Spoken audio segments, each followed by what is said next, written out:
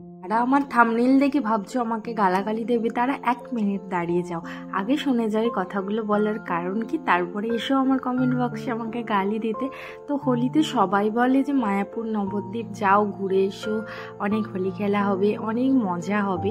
সত্যি আমিও এটাই ভেবে হোলিতে আর কি নবদ্বীপ মায়াপুর যাচ্ছি। আগের দিন আমরা মায়াপুর নবদ্বীপ যাবার উদ্দেশ্যে বেরিয়েছি। আমি দিদির বাড়ি থেকে যাচ্ছি, আমরা নবদ্বীপ যাব। আমাদের ওখান থেকে ডাইরেক্ট তারকেশ্বর নবদ্বীপ একটা বাস চলে, তো সেই বাসে করেই আমরা আর কি নবদ্বীপ যাব। তো নবদ্বীপ যাওয়ার পরের দিন আমরা এটা মায়াপুর যাওয়ার জন্য টোটো নিয়ে নিয়েছি। তো নবদ্বীপে আমার সাথে কি হয়েছিল বা আমাদের কি প্রবলেম হয়েছিল সেটাই চলে তোমাদেরকে আজকে শেয়ার করি। এটা নবদ্বীপ ফেরিঘাটে কতটা ভিড় দেখো, এত ভিড় ছিল। এখান থেকে শুধু মায়াপুর যাচ্ছে, এটা প্রত্যেকেই মায়াপুর যাচ্ছে, হয়তো কেউ কাজে যাচ্ছে কিন্তু বেশিরভাগটাই যাচ্ছে মায়াপুর মন্দিরে। তো আমরা লঞ্চে উঠে পড়েছি যাবার জন্য। আর লঞ্চে তো পুরো ভিড়, প্রচুর ভিড় ছিল, মানে চারপাশে আর গরমও রেখেছিল। এবারে হোলির দিনে কিন্তু প্রচণ্ড গরম ছিল, তো সেই মতে ভালোই লাগছিল, বেশ নৌকাটা পাড়াতে তো ভালোই লাগছিল। তারপরে ওই পেরিয়ে যাওয়ার পরে হাঁটা, আমাদের কাছে ছোট বাচ্চা ছিল, আর এই সময় নাকি শ্রী চৈতন্যদেব হেঁটে ভ্রমণ করেছিল এলাকাটা, সেই জন্য আর কি কোনো ওখানের মধ্যে টোটো ছিল না, হয়তো ভিড় কিছুটা জ্যামে এড়াবার জন্য হয়তো ছিল। তো যাওয়ার সময় কোনো টোটো ছিল না, 1-1.5 কিলোমিটার রাস্তা গরমের মধ্যেখানে আর বিশেষ করে ভিড়ের মধ্যেখানেই হেঁটে যেতে হয়েছিল। তারই মধ্যেখানে আমরা একটু ঢুকে আর কি খাওয়া দাওয়া করে নিচ্ছিলাম, টিফিনটুকু করে নিচ্ছিলাম। তারপরে এই সামনের গেটটা দিয়েই আমরা আর কি প্রবেশ করেছিলাম মায়াপুরের মন্দিরে।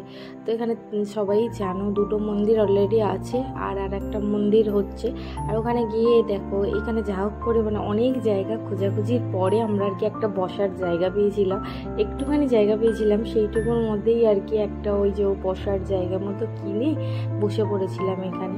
আর আমরা ভেবেছিলাম যে আমরা আবার খাওয়া দাওয়া করে দুপুরবেলা নবদ্বীপ ফিরে যাব, কিন্তু এত হাঁটা আমাদের পক্ষে আর নবদ্বীপ যাওয়া সম্ভব ছিল না। তো মায়াপুরে সকাল থেকে সন্ধ্যা আরতি অবধি আমরা মায়াপুরেই ছিলাম। তো হোলিটা খুব বেশি না হলেও বেশ অল্প স্বল্পর মধ্যে নিজেদের মধ্যে নিজেরা আবির খেলা, বেশ একটু মজাই হয়েছিল বলবো আর কি।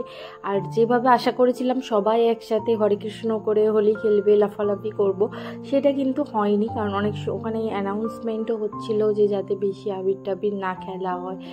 এত দূর অবধি তাও ঠিক ছিল, কিন্তু আমাদের দুপুরবেলা মেন প্রবলেম হয়েছিল ওখানে সেদিন একাদশী উপবাসের মতো, মানে সেদিন আর কি কোনো ওখানে যারা থাকে তারা ভাত খায় না।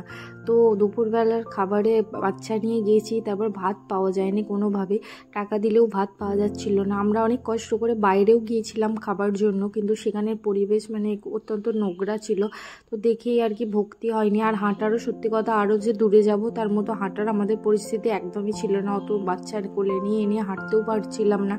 তারপর আমার ফোনের চার্জও সেদিন শেষ হয়ে গিয়েছিল, যদিও 500-700 টাকা দিয়ে আমরা খাবার পেয়েছিলাম, কিন্তু সাবুর পোলাও খেয়েছিলাম।